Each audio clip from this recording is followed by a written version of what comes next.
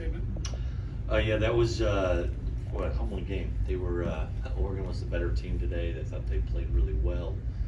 Sometimes you had to give a hat tip. I thought we came out, started well. We knew their familiarity with them. They're going to show you a lot of different looks pressure-wise and get you late in the shot clock and switching. And we caved into it a little bit. And like I said, their will was a little better. Their defensive will was better than our offensive execution. We did some good things. We had some guys that made some positive steps, but they were the better team today. And hopefully we grow from this and get better. You guys had a typical time getting the three ball to fall. Kind of started to fall a little late, but just what needs to improve for that to fall? I'm going to look at the tape, but I felt like we got good looks, to be honest. And I thought I just remember Ryan got a couple good looks, and it's like, gosh, we need some little. You just we played a little tight, and it kind of snowballed a little bit. I think we went under 3 for 17. And you got to be you're gonna have to play really well in all facets, and shooting's one of them. That's an important one because they keep score by how many points you make.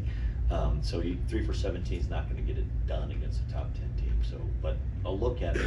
I might take 1 or 2 quick ones because I kind of want that pace.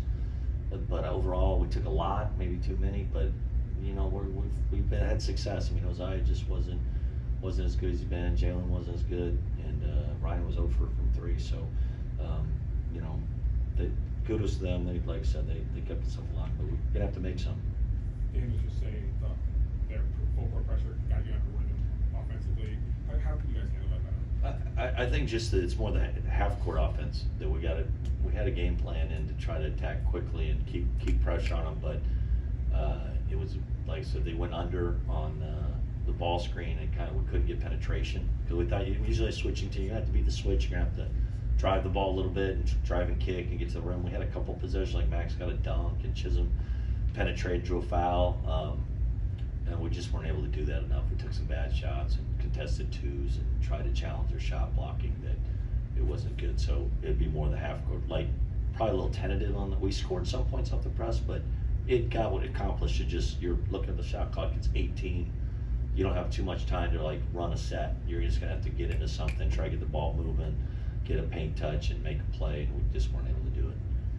All right, so Coach, you're down 4-0 to start the game, and we talked about how you guys had that slow start. Then Maxime had a 5-0 run himself. So at that point, you're going back and forth. There were 6 lead changes in the first half. Where did you see everything start to fade away? They just are relentless because, like I said, they're going to Kwame Evans, who was a top 30 player, I think, out of high school, off the bench. Keyshawn Barthelemy is a 6-year guy that I remember recruited my first year at Washington State, off the bench. And I think Supreme Cook led the Big East in offensive rebounding last year, off the bench. So, like I said, their depth's good, and we're some of our young guys I think are going to be good. They kind of. It just off kilter. It's hard, and Benny's just coming back. I thought he played well, but sometimes that can throw you off kilter a little bit. And I thought Evan, he didn't shoot the ball well, but Evan just gave us good energy. So again, you're gonna have to go. Evan's gonna go 3 for 7, not 1 for 7, and to have a chance. But I'm not blaming him. I like his energy. I like the way he's playing. I thought he took good shots. He was aggressive. Sometimes you gotta just put the ball in the basket. That helps. Coach, what are you guys gonna work on over the break as you prepare for this season? Same stuff. Like I said, we defended them fairly well. Hold them 6 for 22 from 3. They got on the foul line, obviously way too much. In the rebounding, without Maxime, we don't. It's hard to tell because he snatches so many of them up.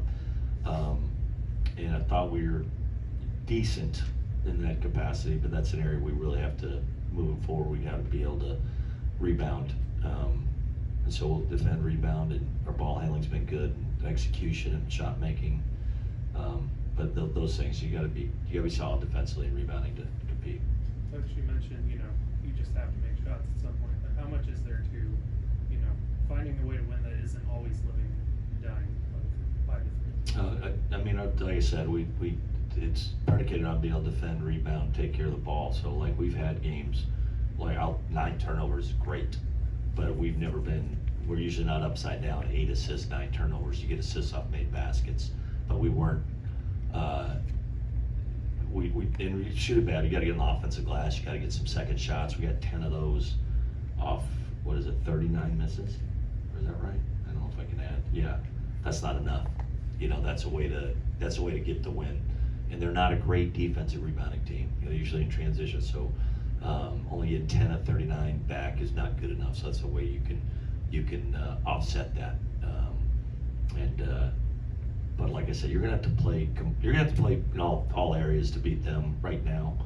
A month from now, I think we might be better once guys get more experience. But like I said, they're pretty veteran group. You know, it's an Angel 5th year, Bamba 5th year, Biddle might be 5th year. Who else? Shellstead's their young guy, he's a sophomore. You know, so that's good. We're gonna see more of that forever in college basketball as things change. So we got to grow up and compete in that area. Just for Sellers, kind of why wasn't he on this one? You know, I don't know. He's been good. He just he picked up 2 quick fouls, and I didn't see